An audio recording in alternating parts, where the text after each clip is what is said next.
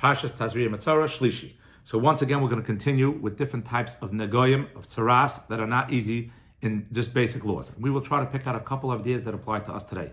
Early on in this reading of today's, Pasuk Mem Hey, it's going to say like this: and the person with tzaras, in whom there is an affliction, his garments shall be torn, his hair on his head shall be cut, he shall cloak himself up to his lips, and he is to call out to everyone that he is contaminated.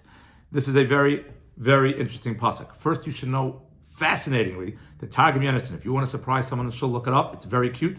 The Targum Yonason says that when we discuss, instead of reading the words the way we understood it, and he shall cloak himself in his lips, he seems to understand it as that when a person is supposed to have tzaras, he is supposed to remove himself from the camp. That's a basic what everyone agrees to.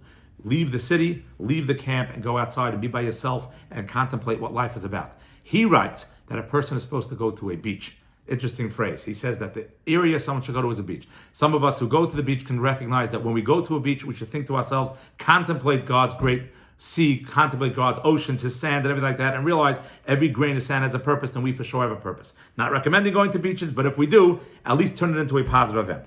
There's another incredible thing. In Pasuk Nun Beis, it says that when we're dealing with the clothing of tzaras, now we're dealing with, because tzaras could affect a human being, it could affect his clothing, and it could affect his house.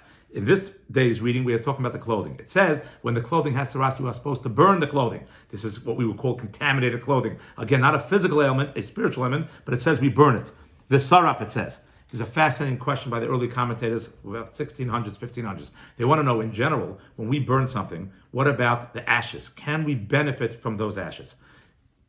No longer does the object exist as it was. Clothing, now ashes, is not the same object. Sometimes when we burn certain items, then those ashes must as well be buried. Sometimes we burn items, we can now use those ashes as a different form, we get the benefit from that. This becomes a question. The Mishnah Melech asks this question. He says, by the way, that since the Torah says v'saraf means burn it, after the burning is done, the mitzvah is over, you can benefit from the ashes. He said when it comes to the house tzaras, which we'll discuss next time, even though we do destroy the bricks or the plaster and stuff, since the Torah doesn't say specifically burn it, if one would burn it, he would not be able to benefit from those ashes, of the burned bricks of the house. A cute law to know about that could be interesting for some of us as well.